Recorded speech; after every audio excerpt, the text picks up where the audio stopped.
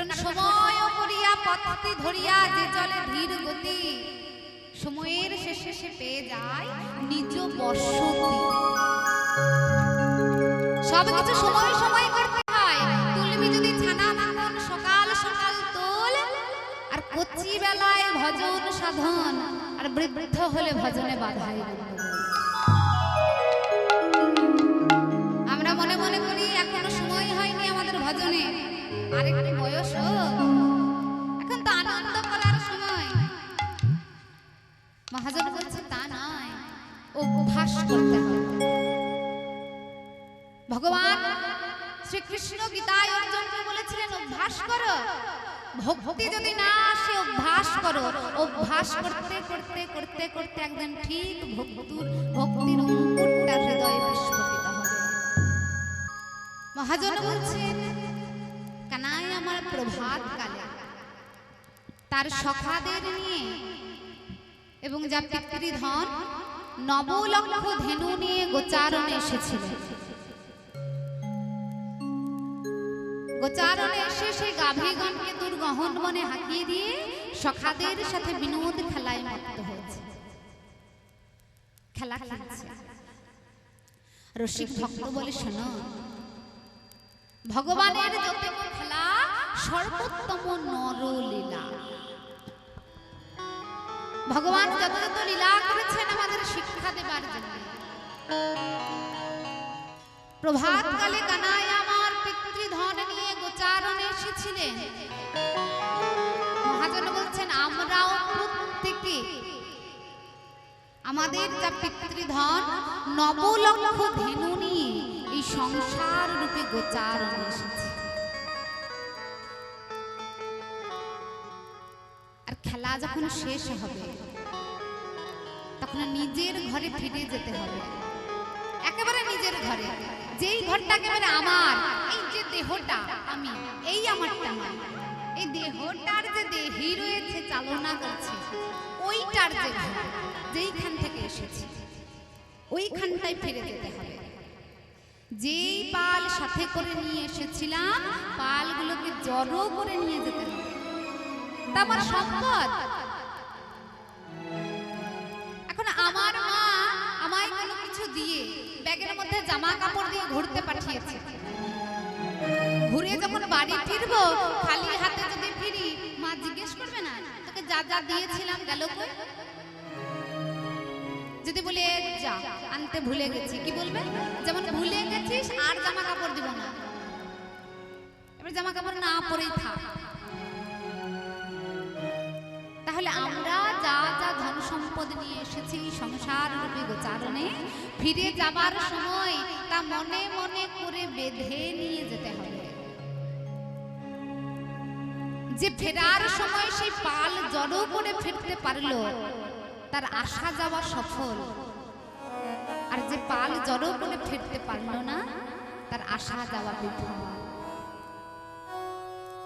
আর কারা ফিরতে পারলো না সম্পদ নিয়ে? যারা এই সংসার রূপী গোচারণে মায়ার ঘাস আস্বাদন করতে করতে নিজের ঘর ভুলে গেল, নিজের সম্পদ ভুলে গেল। তাই তা রসিক ভক্ত বুঝতে পেরেছিলেন আমাদের প্রত্যেক জীবের মনের কথা। তাই বলেছিলেন কবি তৃষিত মরু ছাড়িয়া যায় তোমার রসালো নন্দনে। কবে তৃষিত এ মরু, তৃষিত মানে তৃষ্ণার্ত, মরু মানে মরুভূমি। মরুভূমিতে যারা থাকে সবসময় তৃষ্ণার্ত থাকে না? তাহলে আমি সেই তৃষ্ণার্ত প্রাণী যে সংসার রূপে মরুভূমিতে আছে। তাই দয়াময় কবে তৃষিত মরু ছাড়িয়া যায় তোমার রসালো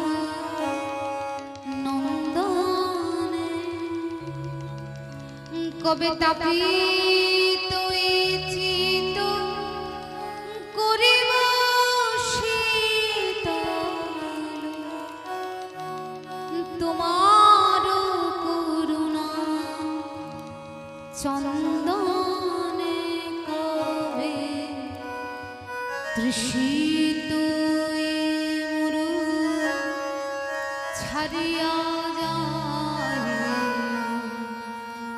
তোমার রসালো নন্দনে। আমি শুকনো হয়ে রয়েছি তৃষ্ণার্ত, আর তোমার যে নন্দন কানন তার রসালো নন্দন কানন। কবে তুমি কৃপা করবে এই তৃষ্ণার্ত কণ্ঠ আমি তোমার রসালো নন্দন কাননে গিয়ে জোড়াবো?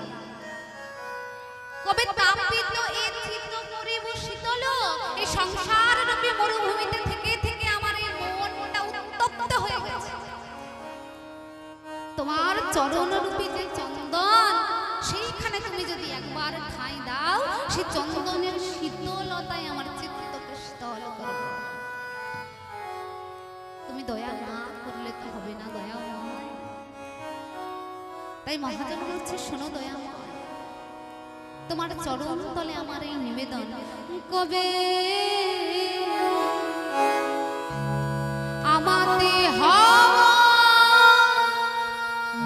আমার আমি হারা, তোমার নাম নিতে নয়ন ববে ধারা। কবি রজনীকান্ত ভগবানের চরণে প্রার্থনা হয়ে বলছে, কবে কবে আমি চিনতে পারবো আমি কি? এই যে লোককে আমি কে বলে আমায় যে চিনে সেই চিহ্নটা নয়, সেই আমার আমি হারা হয়ে কবে তোমার নামে আমার নয়নে দুঃখটা অশ্রু বর্ষণ হবে। কবে আমাতে হয়ে যাব আমার আমি হারা, তোমার নাম নিতে নয়নে ববে ধারা। কেমন করে ধারা হইবে? হৃদয় পাষাণ হয়ে গেছে। তাই দয়াময় আমার হৃদয় গলিবে না, চরণ টলিবে কাহার আকুল ক্রন্দনে। কবে তৃষিত মরু ছাড়িয়া যায় তোমার রসালো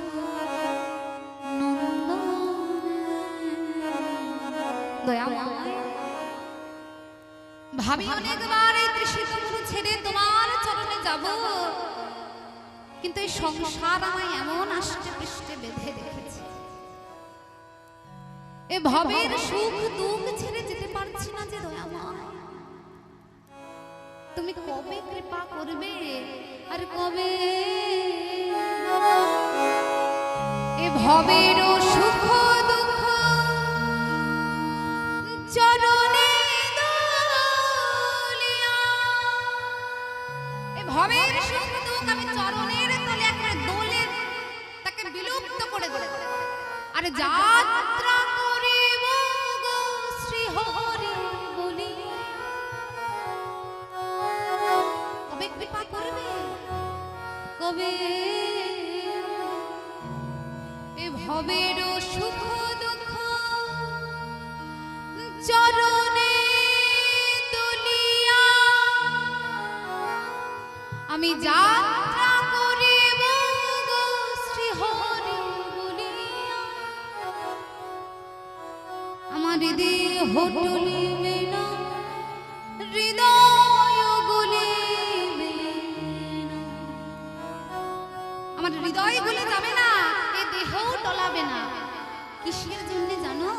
এই আমার সংসার যে আমার মা বাবা আত্মীয় স্বজন রয়েছে, কাহার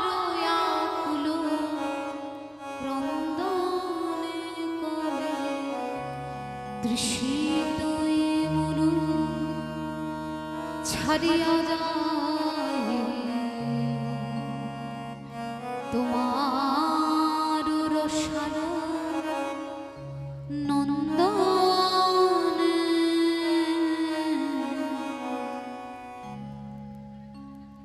সেই যাবার সময় হয়ে গেছে, ফিরতে হবে এইবার যেখানে থেকে এসেছিলাম, যেটা আমাদের প্রকৃত ঘর। শুধু পথটা চিনি সময় মতন সেইখানে অগ্রসর হয়ে গন্তব্যস্থলে পৌঁছাতে হবে।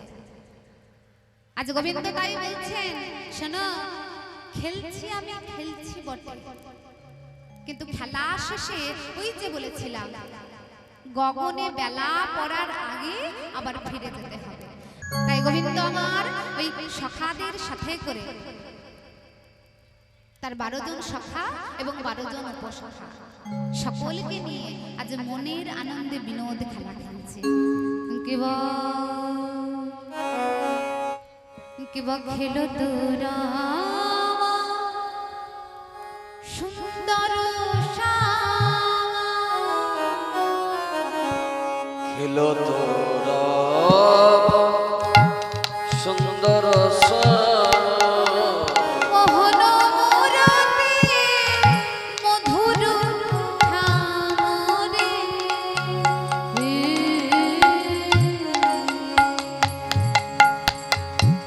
খেলো তোরা সুন্দর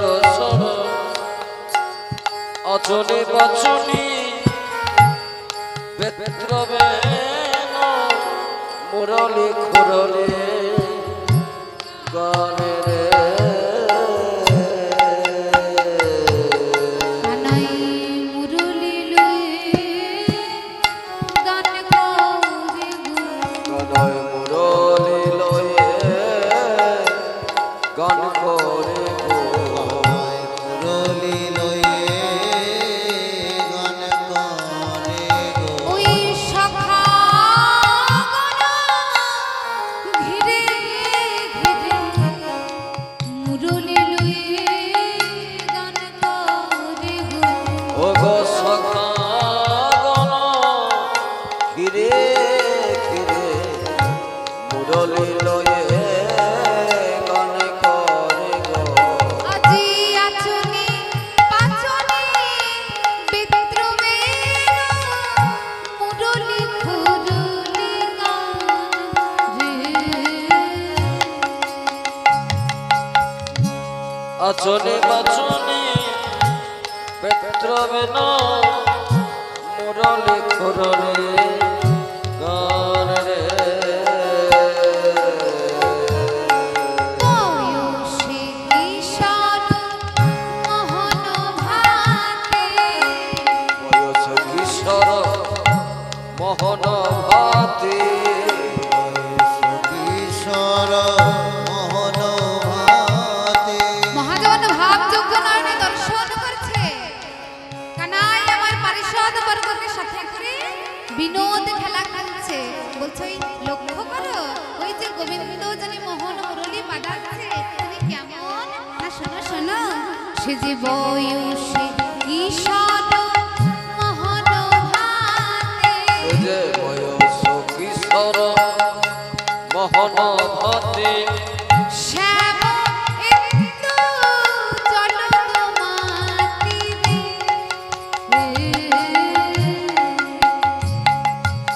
যে বয়স কিশোর মোহন ভাতে সময়েন্দ্র জলদ কান্তে রে এবার প্রিয় শ্রীরাম সুদাম মিলে প্রিয় শ্রীদাম সুদাম মেলে। ভগবীয় শ্রীদাম সুদাম মেলে এবার ধবলি শ্যামলি আর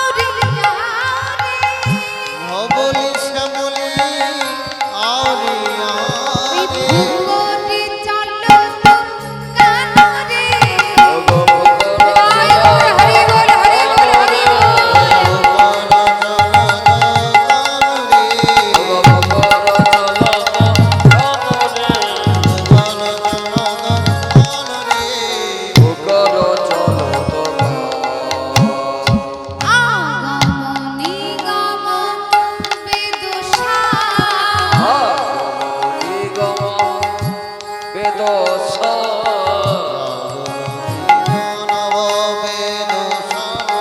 আজি লীলাই করত গোঠ বিহার রে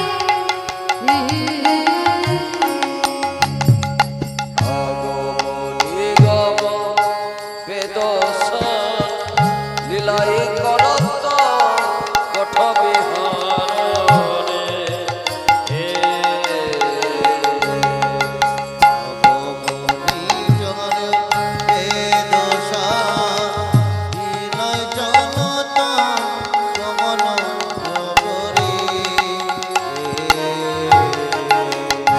এবার নাসির মামুদ করত হিয়া নাসির মামুদ করত হিয়া এই চরণে শরণ গান রে চরণে শরণ দান রে চরণে শরণ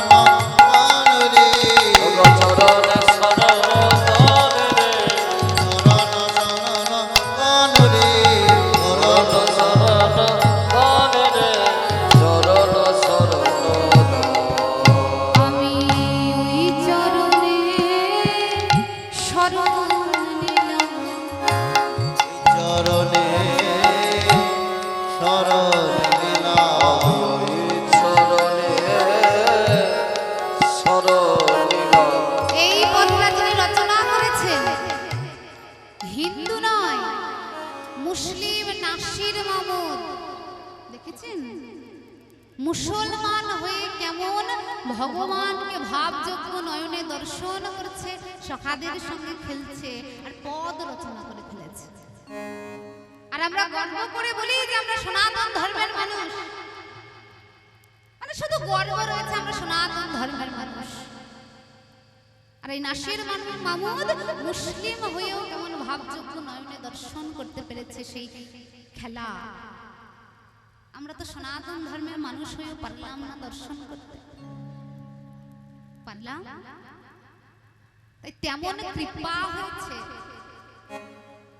তার তেমন কৃপা হয়েছে তাই তিনি দর্শন করতে পেরেছেন আর শুধু দর্শন করেছেন এমন নয় সকলকে প্রকাশ করবেন যে কানাই আমার কেমন করে খেলছে তাই তিনি কলম ধরে তার লিপিবদ্ধ করলেন আর লিপিবদ্ধ করে বলে ওগো দয়াময় যোগী যারে যোগে পাই না ধ্যানে যারে ধ্যানে পাই না মনে যারে মনে পাই না সেই যোগাতীত ধ্যানাতীত গুণাতীত পরপারের পারি যিনি কানাই আমার আমি ওই চরণে শরণ নিলাম চরণে শরণ নিলাম।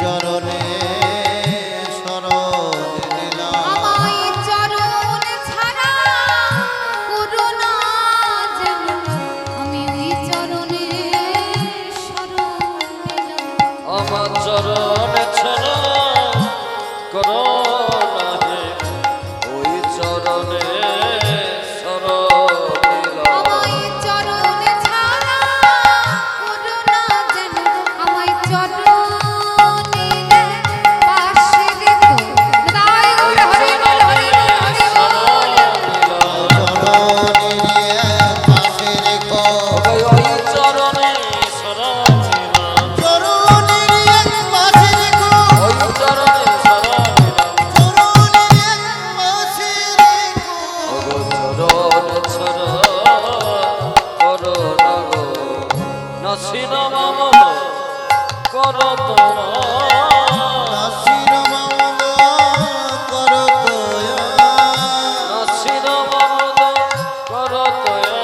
এবার চরণে শরণ দানে ওগো চরণে শরণ দানি রে চরণ শরণ রে চরণ শরণ দানি রে চরণ শরণ গানি রে চরণ শরণ দানি রে চরণ শরণ গানি রে চরণে শরণ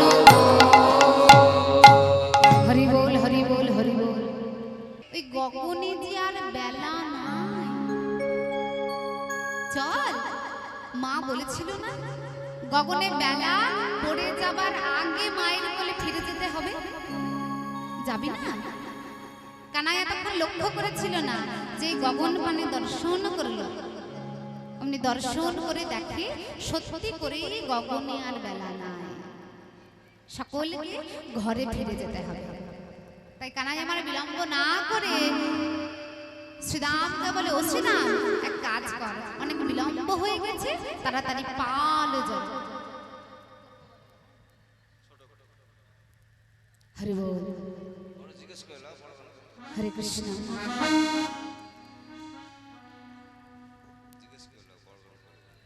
এখানে একটা বিলম্বিত তালের গান আছে, আপনারা যদি বলেন তবে করব করব করব। হরি বল, হরি বল।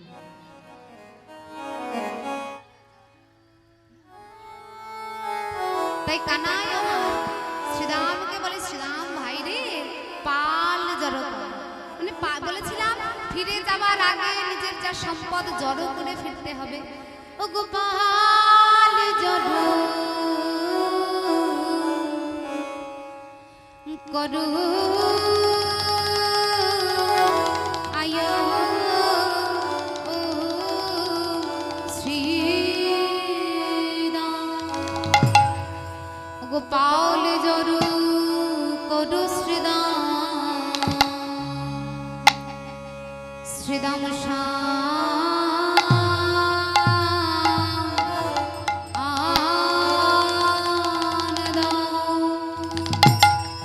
ওই শানদাসে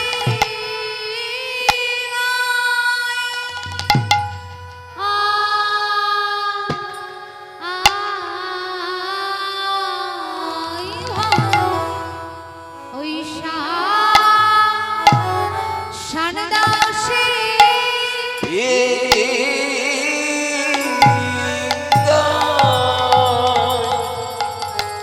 সিদামরে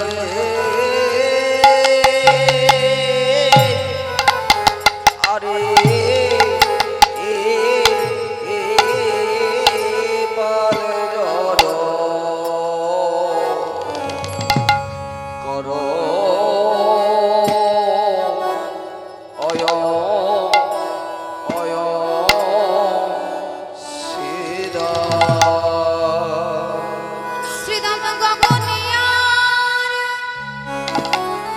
আয়া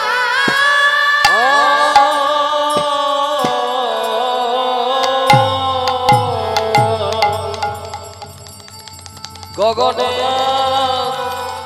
বেলা নাই ভাই সিদামরে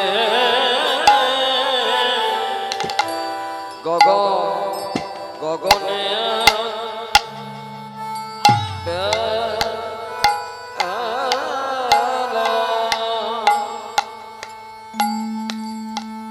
নাই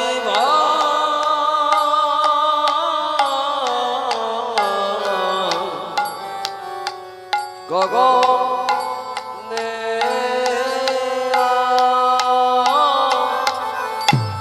গগনে বেলা নাই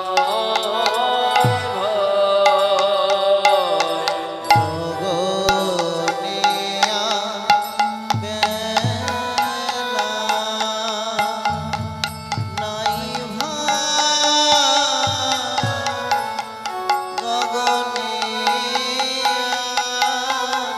গগনিয়ার বেলা নাই শ্রীরাম তডাকুটে ঘরে চলো ভাই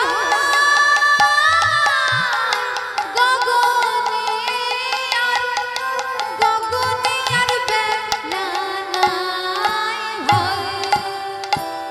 তোরা করে ঘরে চলো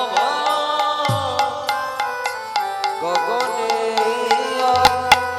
গগনে বেলা নাই ভাই। তোরা করি ঘরে চলো গগনিয়া গগনিয়ার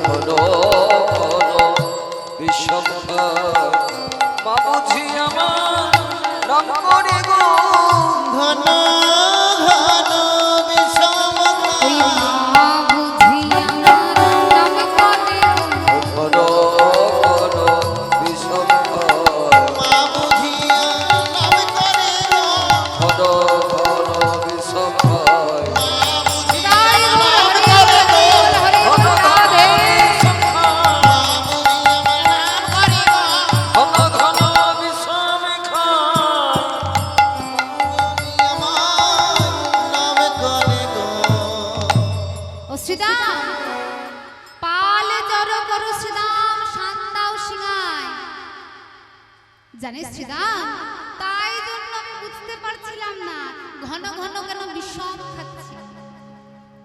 ওই মা বুঝি আমার নাম করছে, তাই জন্য আমি এমন ঘন ঘন বিষম খাচ্ছি।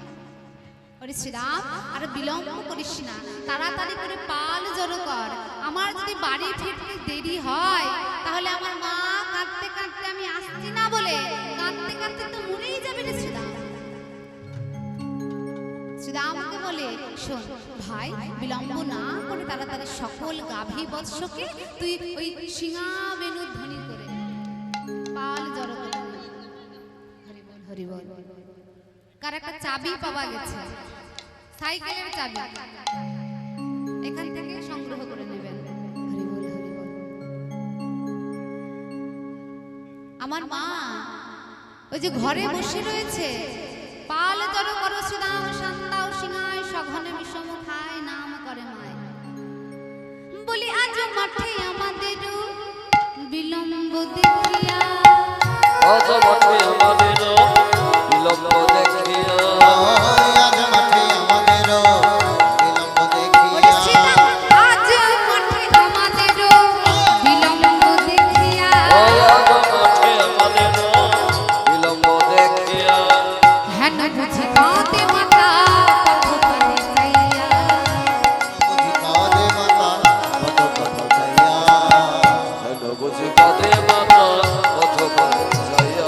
ওরে শ্রীরাম, আজ আমাদের এমন বিলম্ব দেখে আমার মা বুঝি কাঁদছে ঘরে বসে বসে, তাই আর বিলম্ব করবো না। বেলি অবসানে হইল, চলো যাই ঘরে। বেলি অবসান হইল, চলো যাই ঘরে। আর বেলি অবসান হইল, চলো যাই ঘরে। মায়ে না দেখিয়া প্রাণ কেমন জানি করে, মায়ে না দেখিয়া প্রাণ কেমন কেমন করে, মায়েরা দেখিয়া প্রাণ কেমন যেন করি। মাকে না দেখতে পেয়ে আমার প্রাণ কেমন করছে। সেটা বলছে ভারী কথা, এতক্ষণ মনে হচ্ছিল না, মানে মায়ের কথা মনেও পড়ছিল না, মায়ের জন্য প্রাণও কেমন করছিল না, আর বিষমও খাচ্ছিল না।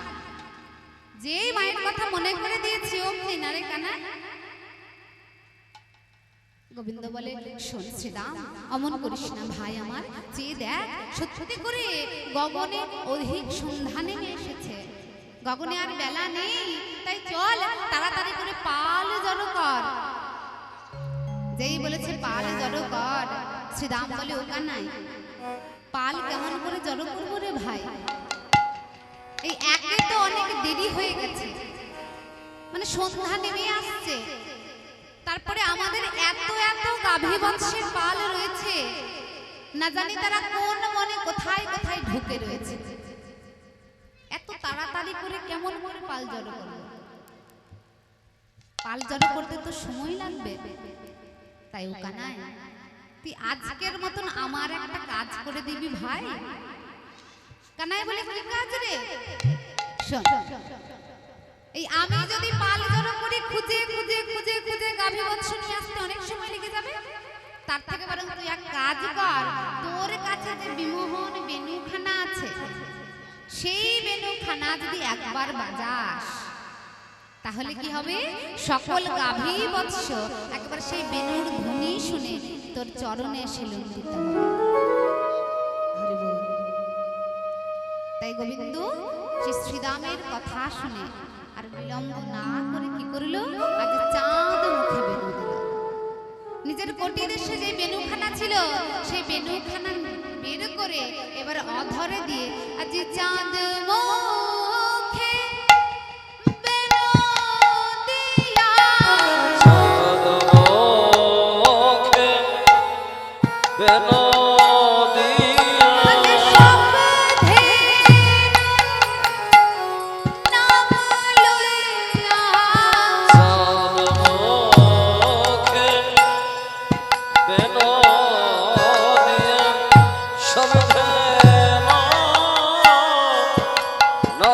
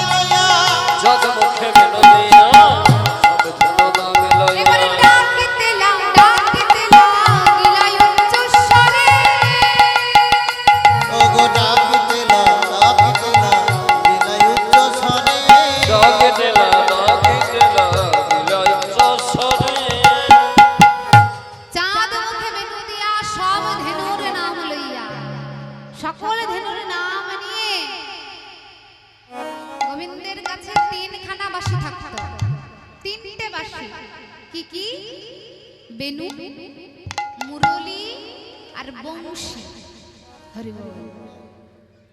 বেনু বাজাতেন কখন? না যখন গোচারণে যেতেন বেনু তখন বাজাতেন।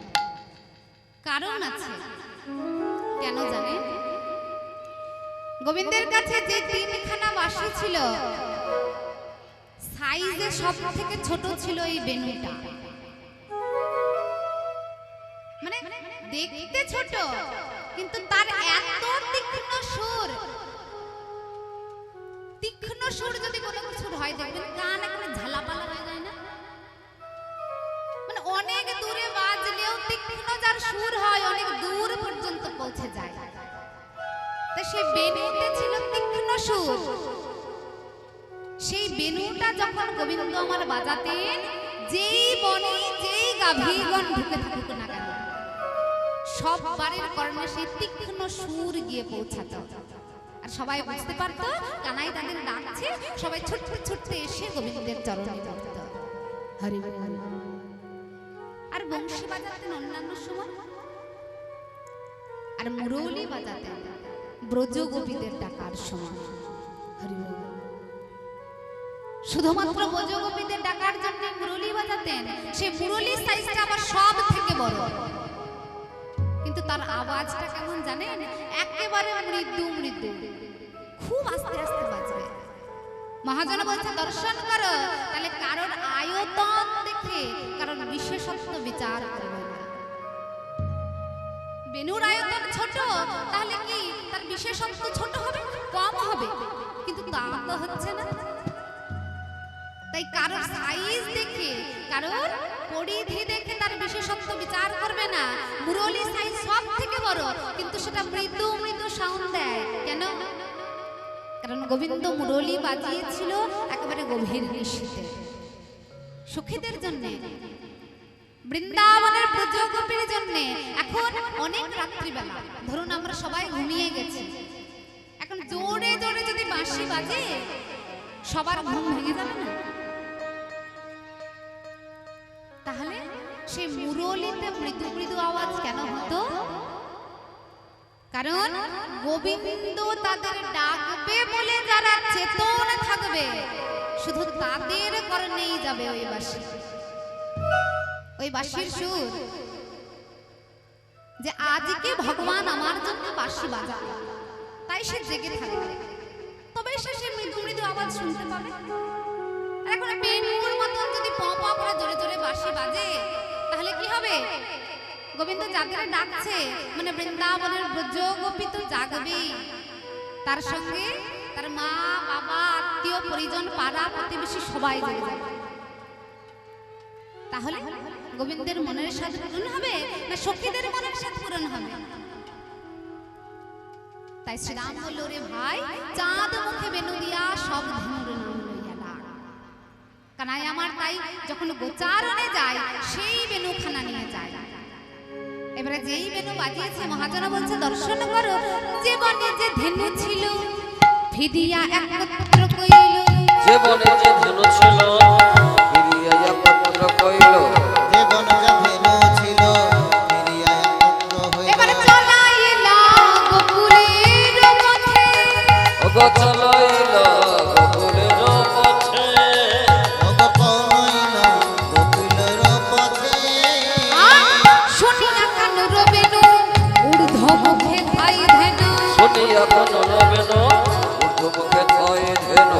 শুনিয়া কানুর বেনু ঊর্ধ্ব মুখে যায় ধেনু। ওই পুচ্ছ ফেলে পিঠের উপরে, ওগো পুচ্ছ ফেলে পিঠের উপরে। ওগো পুচ্ছ ফেলে পিঠের উপরে। হরি বল। শুনিয়া কানুর বেনু, যেই গোবিন্দ বেনু বাজিয়েছে, সেই বেনুর ধ্বনি শুনে কি করেছে? যত যত গাভী বৎস ছিল, তারা পুচ্ছ ওপর দিকে করে মুখ ঊর্ধ্বমুখী হয়েছে।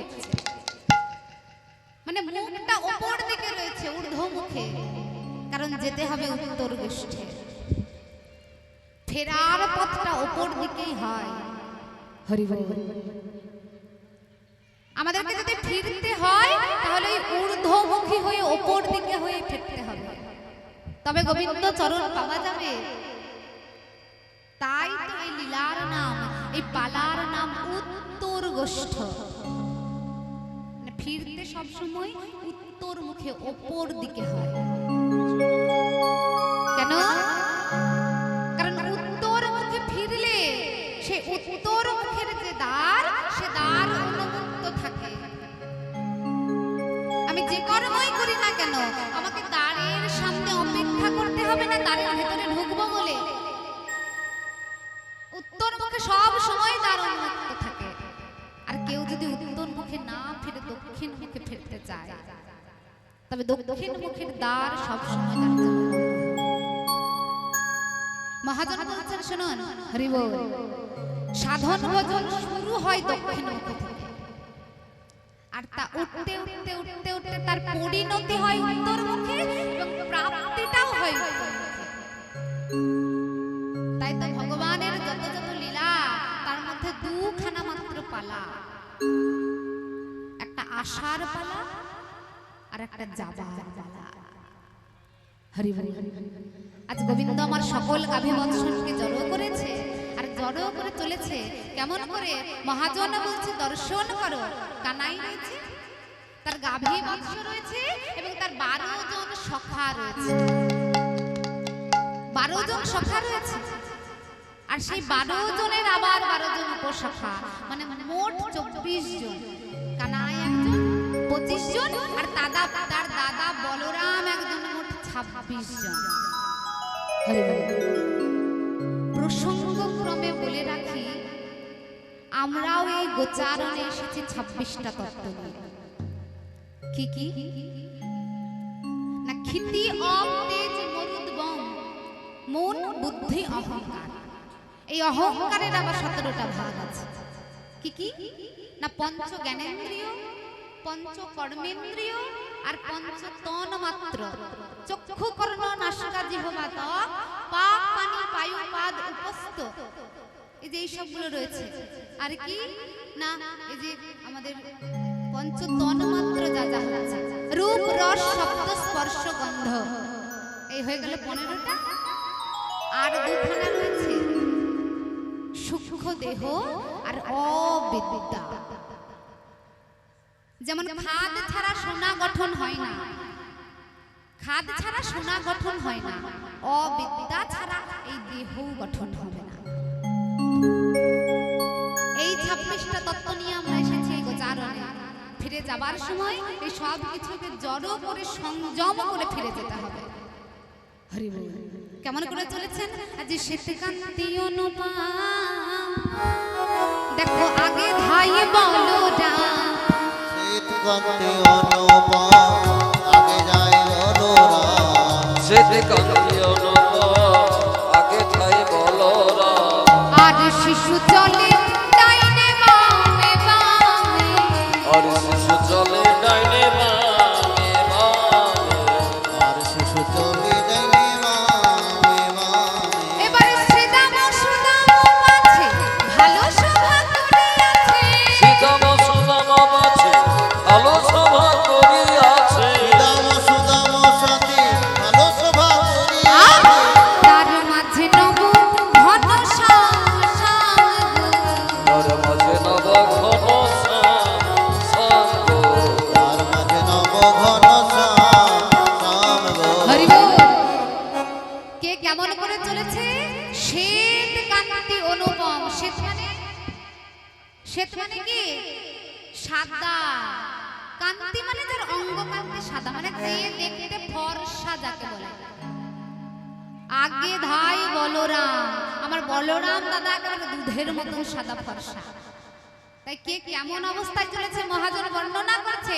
শ্বেত কান্তি অনুপম, আগে ধাই বলরাম, মানে বলরাম দাদা সবার আগে আগে চলেছে, কারণ তিনি সংকর্ষণ বলরাম। কোনো বিপদ আপদ যদি আগে আসে, সব প্রথমে সেই বলরাম দাদা দাঁড়িয়ে আছে, তার একেবারে ওই নালের, তার হালের ফলা, লাঙলের ফলা দিয়ে সবকিছু উপরে তুলে ফেলে দেবে। তাই শ্বেত কান্তি অনুপম, আগে ধাই বলরাম, আর শিশু চলে ডাইনে বামে। মহাজন বলছে এই যে কানাই যেখানে রয়েছে সামনে রয়েছে বলরাম দাদা, তার এই পাশে রয়েছে 11 জন সখা, এই পাশে রয়েছে 11 জন সখা। কতজন হলো? 11 11 22, আর সামনে দাদা 23। আর শ্রীদাম ও সুদাম পাচ্ছে ভালো শোভা করিয়াছে, পেছনে রয়েছে শ্রীদাম আর সুদাম। হরি বল। তাহলে 22 23 24 25 জন হয়ে গেল। আর সবার মাঝে রয়েছে আমার নবঘনশ্যাম, এই হয়ে গেল 26 জন। কেমন করে চলেছে? আজ ঘন বাজে সিংগাবে না গগনে গো খুরুরে না। হরি বল হরি বল হরি বল হরি বল। বনবাজে সিংহবেলো গগনে গগনে পথ চলি করি কত ঢঙ্গে নানা রঙে, কত চলে করে কত ভঙ্গে নানা রঙে, কত চলি গরি কত ভঙ্গে নারঙ্গে। এবার যতে করে ভালো আবাই আমা ঘরে ঘর। যতে গোরা খাগ আবাই আবা দিয়া ঘর, যদি করে খালো গো আবার আবার দিয়া গো। এবার বলো রামদাসের চলো সঙ্গে সঙ্গে, বলো রামদাস চলো সঙ্গে সঙ্গে, বলো রামদাস চলে সঙ্গে সঙ্গে। তারা চলিতে লাগিল চলিতে লাগিল, তারা চলিতে লাগিল, চলিতে লাগিল, ওই হই হই রব করে চলিতে লাগিল। হই হই রাম করে চলিতে লাগিল, হই হই হই ওই সখাগণ ঘেরি ঘেরি হই হই রাম করে আমার সঙ্গে হই তাই গৌর হরি বল হরি বল হরি বল। সখাগণ সঙ্গে লয়ে, হই হই রাম করে সখাগণ সঙ্গে লয়ে চলিতে লাগিল। তাই গৌর হরি বল হরি বল হরি বল। আজ কানাই আমার ফিরছেন নিজের গৃহে, সে গাভী বংশ কানাইয়ের একেবারে কোলের কাছে চরণের কাছে দিয়ে চলেছে। মনে মনে করছে ওগো দয়াময়, তুমি তো আমাদের বদন দাও যে তোমার নাম ধরে ডাকবো, কিন্তু এইটুকু মনে মনে আশ্বাস পাই যে তুমি তো আমায় চরণ ছাড়া করনি। প্রত্যেক দিন সারা দিন তোমার সঙ্গে থাকতে পারি, সারা দিন মনে তুমি বেনু বাজাও, বংশীর ধ্বনি করো, তাই শুনে মনের আনন্দে আমরা ওই মিষ্টি মিষ্টি ঘাস আস্বাদন করতে পারি। আবার ফিরে যাবার সময় তুমি কাউকে ফেলে যাও না, সকলকে সাথে নিয়ে যাও। এই দেখো তাদের জীবনে কোনো চাওয়া পাওয়া নেই। ভক্তি বিনোদ ঠাকুর, যিনি ভক্তি বিনোদ ঠাকুর, তিনি আমাদের প্রত্যেককে বলেছেন আমাদেরও ভগবানের কাছে কি চাইতে হবে। তিনি তার কলমে বলেছিলেন, প্রভু তব পদযুগে মোর নিবেদন, আমি নাহি মাগি দেহ সুখ পুত্র ধনজন। প্রভু তব পদযুগে মোর নিবেদন, আমার এই নিবেদন, আমি নাহি মাগি দেহ সুখ, আমি তোমার কাছে দেহ সুখ চাইছি না, পুত্র ধনজন এইসব কিচ্ছু চাইছি না। নাহি মাগি স্বর্গ আর মোক্ষ নাহি মাগি, আমি স্বর্গ চাইছি না, মোক্ষ চাইছি না। নাহি মাগি আমি কোনো বিভূতির, আমার বিভূতিও চাই না। কি চাই জানো?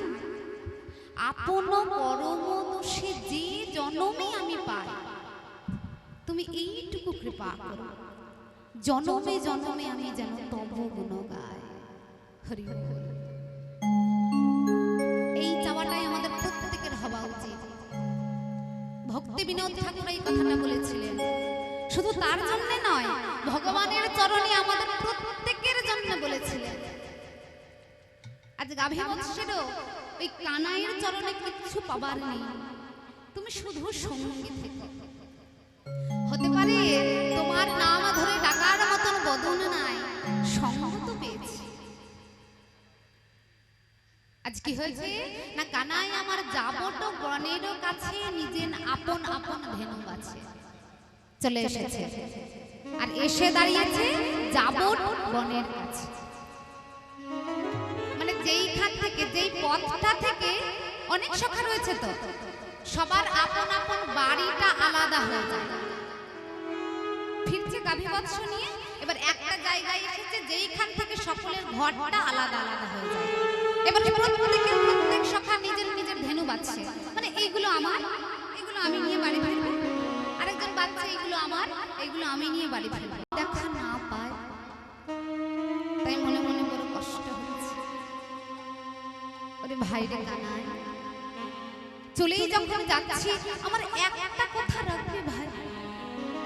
কানাই সুদামের হাতখানা ধরে বলে, বল বল কি কথা রাখতে হবে? কিছু নাই, একবার ত্রিভঙ্গ হইয়া দাঁড়ারে কানাই, একবার ত্রিভঙ্গ হইয়া দাঁড়ারে কানাই, একবার ত্রিভঙ্গ হইয়া দরারে কানা, একবার ত্রিভঙ্গ হইয়া দাঁড়ারে কানা, যাবার বেলায় কত দেখে যেতে যাবার বেলায় মন দেখে যেতে চায়, যাবার বেলায় বদন দেখে যেতে চায়। একবার সেই ত্রিভঙ্গ বঙ্কিম থামে, একবার দাঁড়াবি কানা। মনে মনে আমার আজ বড় কষ্ট হচ্ছে, কেন জানি না, মনে হচ্ছে আজ চলে গিয়ে যদি কাল তোর দেখা না পায়।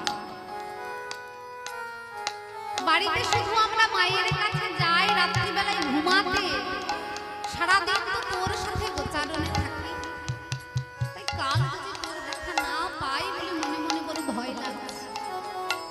কানাই শ্রীরামকে আশ্বাস দিয়ে বলছে, শোন শ্রীরাম, প্রভাতে আসিয়া হেরিবি।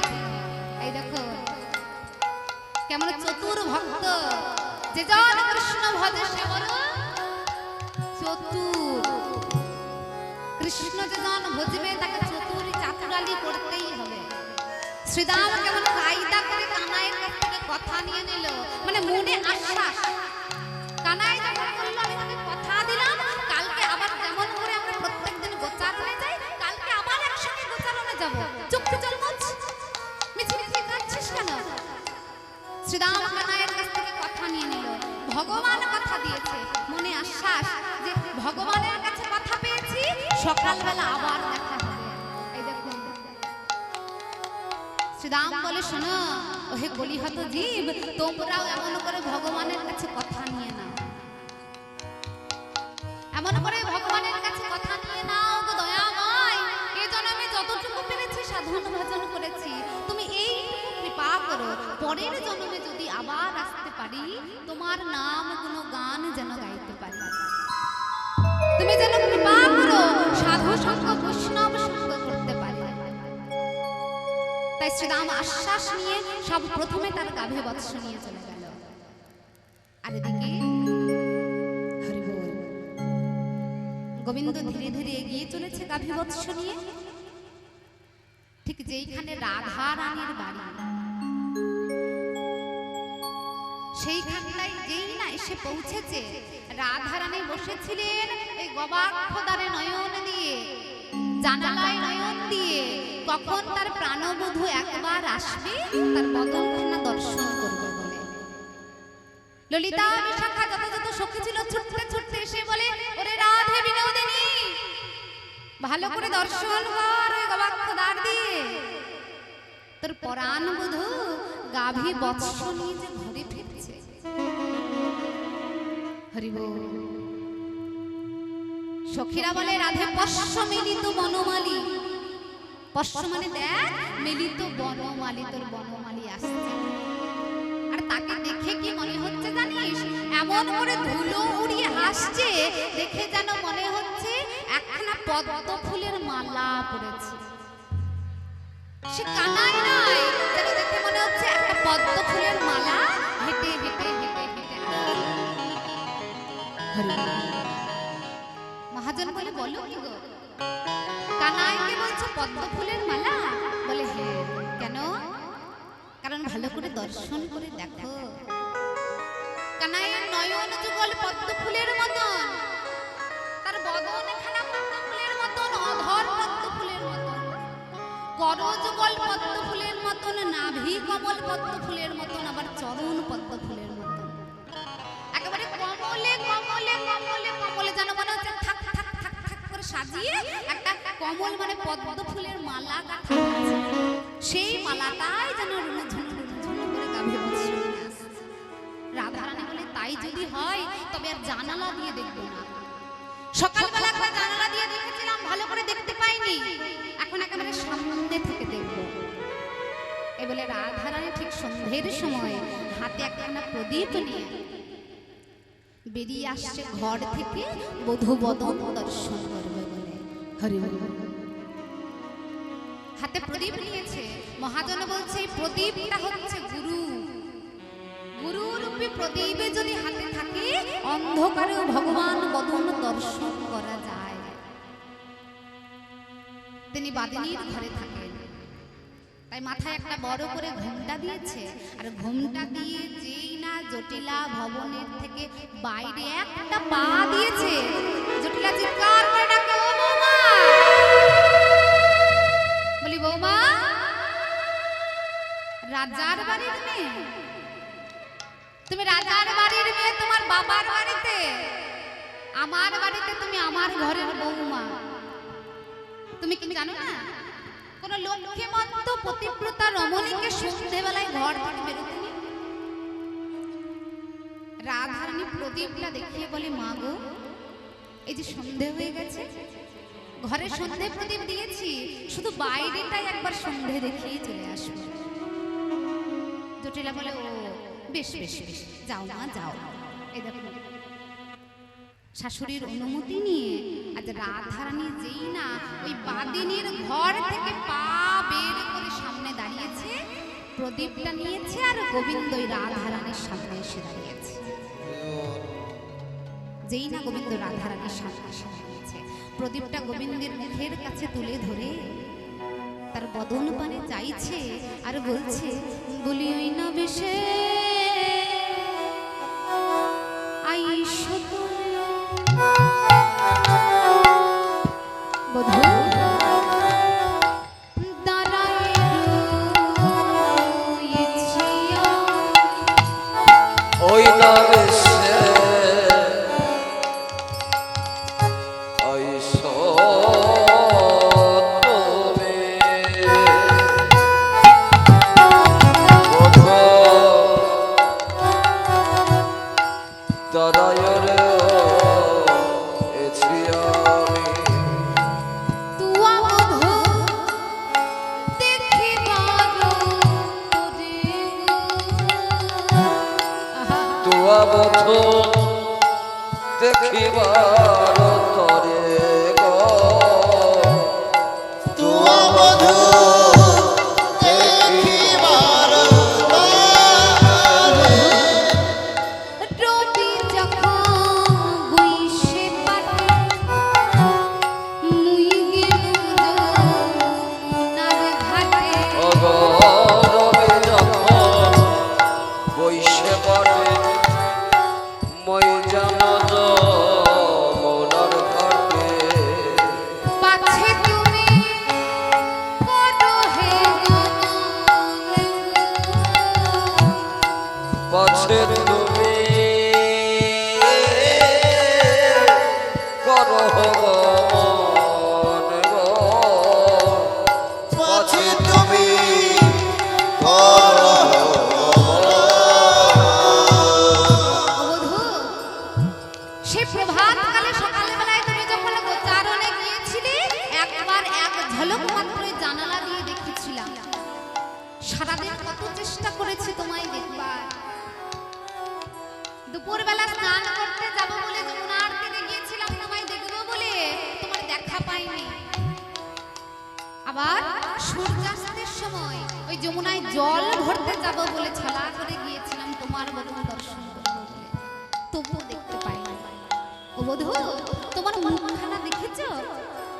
সারাদিন গাভী বৎস চালিয়ে চালিয়ে চালিয়ে চালিয়ে তোমার চাঁদ মুখটা যে শুকিয়ে গেছে। শোনো বধূ, দেখো দেখো, আমার মন্দিরে যাইয়া কর্পূরতা গুলো খাইয়া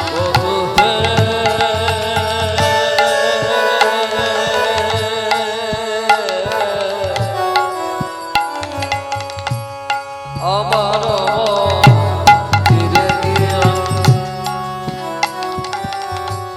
কর্পূরতা গুলো খাইয়া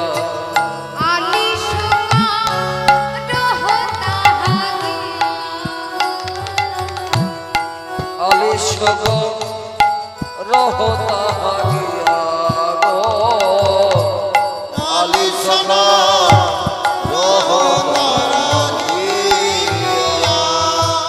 সারাদিন গোচারণ করে বেরিয়ে তোমার চাঁদ মুখ শুকিয়ে গেছে, তাই রাধারানী বলছে ও বধূ একটুখানি সময়ের জন্য আমার মন্দিরে যাইয়া কর্পূর তাম্বুল খাইয়া আলিশ করে তোমার জন্য আমি আমার মন্দির সাজিয়ে রেখেছি, শুধু একবার চলো সেখানে কর্পূর তাম্বুল প্রস্তুত করে রেখেছি, সেইখানে গিয়ে কর্পূর তাম্বুল সেবা করবে। কারণ সারাদিন ধরে তুমি গোচারণ করতে লেগে সারাদিন তো তোমার কিছু খাওয়া হয়নি, তোমার মুখ দেখেই তো বোঝা যাচ্ছে তোমার কিছু খাওয়া হয়নি। রসিক ভক্ত বলে ওরে বিনোদিনী তোমার মন্দির মানে কোথায় যেতে বলছো? কোথায় যেতে বলছো? ওই জটিলা কুটিলার ঘরে? সেখানে পারবে তুমি তোমার প্রাণবধূকে নিয়ে যেতে? রাধারানী বলে না গো, আমার মন্দির মানে সেই মন্দির বলিনি, তবে কোন মন্দির ভালো করে শোনো। আমার হৃদয় মাঝে বিচিত্র পালক আছে, আমার হৃদয় মাঝে মধু বিচিত্র বালক আছে, আশেপাশে রসের বালিশ গো। আশেপাশে রসের বালিশ, আশেপাশে রসের বালিশ।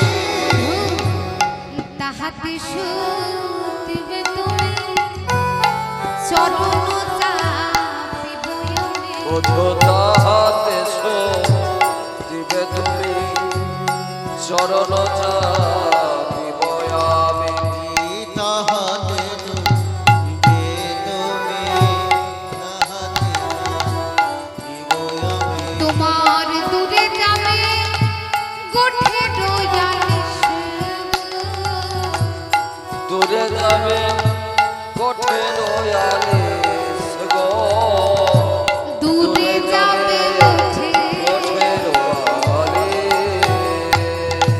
রাধারানী বলছে আস্তে, আমারও হৃদয় মাঝে বিচিত্র পালঙ্ক আছে, ওই বাদিনীর ঘরে আমার বধূকে কেন নিয়ে যাব? আমার মন্দির মানে এই হৃদয় মন্দিরটা। ভগবান যদি রাখতে হয় তাহলে মন্দির বলতে এই মন্দিরটা সাজাতে হবে, সেই খাটটাই সাজাতে হবে। এই সেই হৃদয় মন্দিরটা সাজালাম না, অথচ দামি দামি সব মুন্ডা মিঠাই ভগবানের জন্য প্রস্তুত করে রাখলাম। কি মনে করছো সেবা করবে? করবে না? তিনি তো ভাবগ্রাহী জনার্দন। তাই রাধারানী বুঝিয়ে দিলেন দেখো, গোবিন্দকে যদি রাখতে হয় তার সেবা করতে হয়, তাহলে হৃদয় মন্দিরটা সাজাতে হবে। যেই রাধারানী বলেছে চলো, ওই আমারও হৃদয় মাঝে এক বিচিত্র পালঙ্ক আছে, আর আশেপাশে রসেরও বালিশ। রসের বালিশ কোন রসের? মধুর রসের বালিশ। বধূ তাহাতে শুতিবে তুমি চরণ চাপিব আমি, আমি তোমার চরণ সেবা করব। তোমার চরণ সেবা করলে দূরে যাবে তোমার গোঠের আলিশ। যেই এই কথা বলেছে গোবিন্দ বলে শোনো বিনোদিনী, এখন যেতে পারবা না, এখন আমি যাই ঘরে মায়ে যে আরতি করে আমার মা আমার জন্য বসে থাকবে, তবে বিনোদিনী তোমায় কথা দিয়ে গেলাম আজকে নিশ্চিতে আমি তোমার সাথে দেখা করব। হরি বল হরি বল। এই বলে রাধারানীর কাছে এগিয়ে চলেছে। যেই যশোমতী মায়ের আঙিনায় এসে দাঁড়িয়েছে, বলে যশোমতী মা আমার সারা দিন কানাইকে না দেখতে পেয়ে চিৎকার করে বলে নন্দ দুলাল বাছা যশোদা দুলাল নন্দ দুলাল বছ যশোদা দুলাল এতক্ষণ মাঠে থাকে তাহার ছাওয়া এতক্ষণ মাঠে থাকে নহর ছাওয়া বলে কাটছিলে বা মাঠে থাকে ঘর ছেলে মাঠে থাকে ওই দিবায় সানন্ধে কাটছিলে বা মাঠে থাকে সনগরে ঘর ছেলে মাঠে থাকে যশোমতী মা আমার কানাইকে দেখে বলে ওরে কানাই এর যে গগনে আর বেলা নাই তুই দেখতে পাচ্ছিস না কার ছেলে এত বেলা পর্যন্ত মানে নিশি হয়ে আসছে ততক্ষণ পর্যন্ত মাঠে থাকে বাড়ি ফেরার নাম গন্ধ নেই আর এই যে এত এত খাবার দিয়েছিলাম খেয়েছিস কই মায়ের এত এত প্রশ্ন কানাই কিছু বুঝতে না পেরে বলে ও মা শোনো সারাদিন গাভী বৎস চড়িয়ে আমার কিছু সেবা করা হয়নি আমার বড় খিদে পেয়েছে তাড়াতাড়ি খেতে দাও এই দেখো সন্তান যেই মাকে বলেছে খেতে দাও মায়ের সব প্রশ্ন ভুলে গেছে মা এবার কি করেছে রাম কারণ মুখাদে খালন করিয়ে আর তাদের বদনে ক্ষীর স্বর নবনে দিয়েছে আর বলছে শোন আই তোরা দুজনেই রত্ন আসনে বস সারাদিন না জানি কোন বনে ঘুরে বেরিয়েছিস তোদের আরতি করি যেন কোনো অমঙ্গলের ছোঁয়া না লাগে তাই কি করেছেন যশোমতীর মা আমার রাম কানু দোহাগারকে আরতি করছেন এবার আরতি করে নন্দরানে আরতি করে নন্দরানী আরতি করে নন্দরানী কিবা গোপাল মুখ হে দিদে গোপাল আরতি করে নন্দরানী গোপাল মুখ হেরে রে গোপাল মুখ হেরে এবারে গাওত নবনগরী গানা অবত নব নগরী গণ গাওত নবনগরী গান অবত নব নগরী গণ ওই সখা গণ সব হে দিদে সখা গণ হরি হরি হরি হরি সখাগণ সব হেরি রে সখাগণ সব ঘেরে রে সখাগণ সব হেরি রে সখাগণ সব হেরি কি বাবা ফল হিত পুতে অলক্ষিত মদিব বরং আলোকিত প্রদীপ অলক্ষিত মদিব ওই পুষ্প রচিত থালি দে পুষ্প রচিত থালি অলক্ষিত মদিব পুষ্প রচিত ছাড়ে রে পুষ্প রচিত এবার সুন্দরী গণ উলুত দে সুন্দরী গণ উলুত সুন্দরী গণ লত দেও সুন্দরী গণ উলত দেব সবাই মিলে একবার হাত উপর দিকে করে দুটি বাহু এবার জোরে করে এই সখা গণ কর তালি সখাগণ কর হরি হরি হরি হরি সখাগণ কর তালি রে সখাগণ কর তালি রে সখাগণ কর তালি রে সখাগণ কর এবার আনন্দে উথল রোহিণী মায় উঠল রহিণী মায় উথল রহিণী মা কোলে নিল দোনো ভাই রে কোলে নিল দোনো ভাই উঠল রহিণী মায় কোলে নিল দোনো ভাই রে কোলে নিল দোনো এবার মঙ্গল মুছত নন্দ ঘোষ মঙ্গল মুছনন্দ ঘোষ সকল পুছত নন্দ আর ঘোষ জগদানন্দ গায় রে জগদানন্দ ঘোষ